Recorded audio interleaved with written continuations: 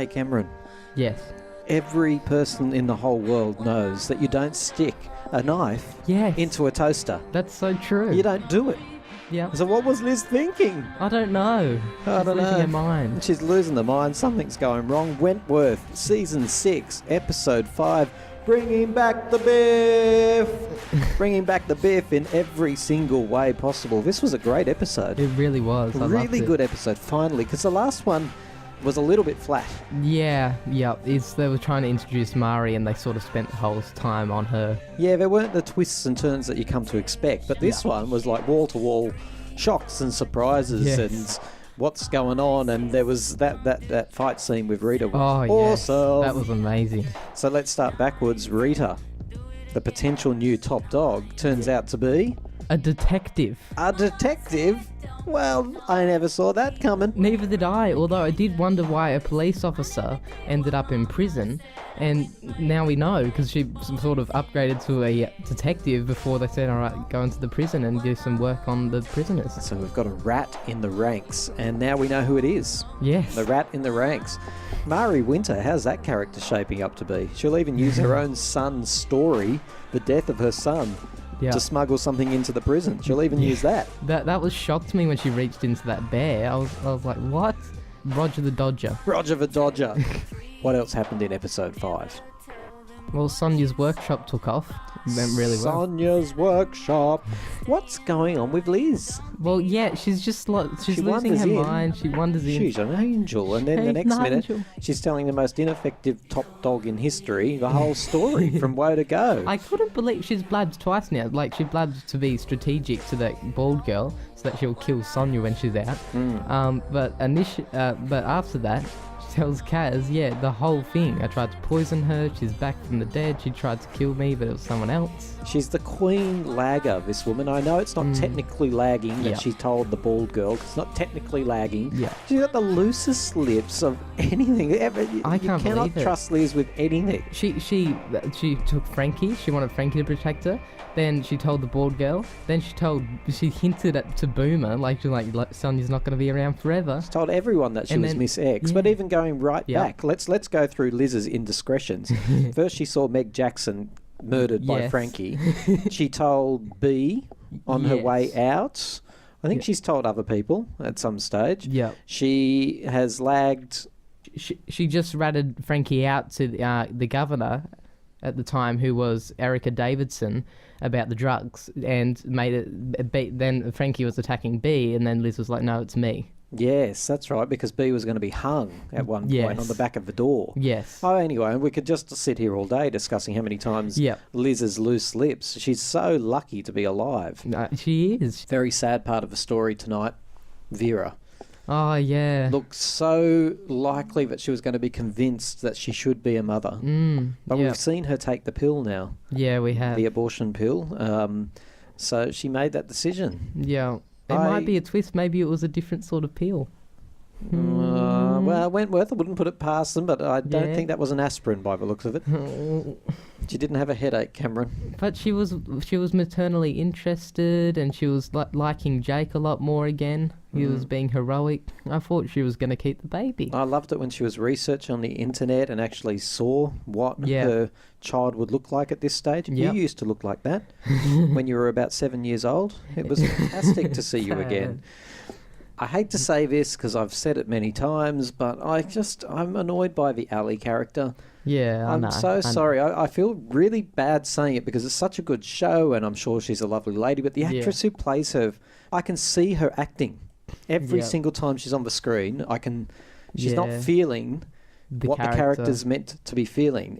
I can see the actress feeling what the character should be feeling and then trying to express it. I can see the acting. But maybe that's just because Ali does feel awkward in the situation. No, it's more than that. It's just something, I find her acting very unconvincing every single time she's on the screen, and it's quite annoying. It's quite jarring because in Wentworth I do get absorbed no matter how ludicrous the storyline is. I've always been absorbed, and then she comes on the screen and it's jarring because all of a sudden I'm like, oh, actually I can see this actress is quite fond of the person she's working with, for example. I can tell when they're friends in real life. I can see the mind ticking. I can truly tell the characters with which she actually truly admires. I can tell the actresses. I mean, I can tell the actresses she admires. I can tell the ones she's friends with. Yeah. It's not the lines. It's the sarcastic way she acts. There's something. I can't quite put my finger on it, but all I know is every time she's on screen, I see the actress having a really good time. With acting. Yeah, and I shouldn't see that. Yeah, she's in her headspace, not the characters. Yeah. I guess so. But I love her storyline, though. Murray is so good. Like, she's just bringing back the memories. She's got Ali convinced, it was me who injected myself, stuff like that. And then Murray's like, all right, gotta go. Walks off with the other lady. So now Ali's jealous. Master manipulator. That spin she put on the whole... Actually, it wasn't me who manipulated you. Yeah. And it wasn't me who sold you out and left you vulnerable. It was Kaz. And she made a very valid point. Even though it was a manipulative one, she was very convincing. She's making you see me through her eyes. We have a past together. Poor old Mr. Jackson, he's suffering. Yeah. He nearly told Vera, it seemed like. He did. He nearly told her. I wonder what Vera would do with that information, though. Maybe she'd be the one to go drive out there and open the box. Because that's our prediction, isn't it? Eventually someone's going to drive out and find that box does not have a skeleton in it. I reckon so. And they're going to find a charred remains of an open grave. Yeah. Predictions for the next episode. We'll get to see, like, Rita through the eyes of knowing that she's like a detective, because before now we've just been thinking she's a prisoner. You're so spot on. We're now going to be in on the secret of what Rita's actually doing in there. Exactly. She's in there for her sister. Yeah. I still think that's partly true, but she's obviously in there to try and catch Murray Winter. Yes, well, I'm actually confused though, because she went in there before Murray Winter. I mean, maybe they knew... She was going in there or something. But how could they know that? She attacked someone on the spur of the moment, spontaneously. That's a very good point. Was she in there before that attack happened, or was she in there while the trial was... I don't know. It's a good point. Because we were convinced, because she said it, that she was in there for her sister, like, solely, and that she got herself busted on purpose for that purpose. But remember also, the man on the outside who loves her, they were stealing something and she got caught. That must have all been a hoax, because she's actually a detective. And I want to know if that man on the outside knows that, or if he thinks that she's a bikie with him. The partner, you maybe, mean? Yeah, maybe she's a detective spying on him as well. She's just a spy, isn't she? She's a spy in the bikie gang. She's a spy in the prison. And a good fighter. She is a good fighter. A good lady too. Liz...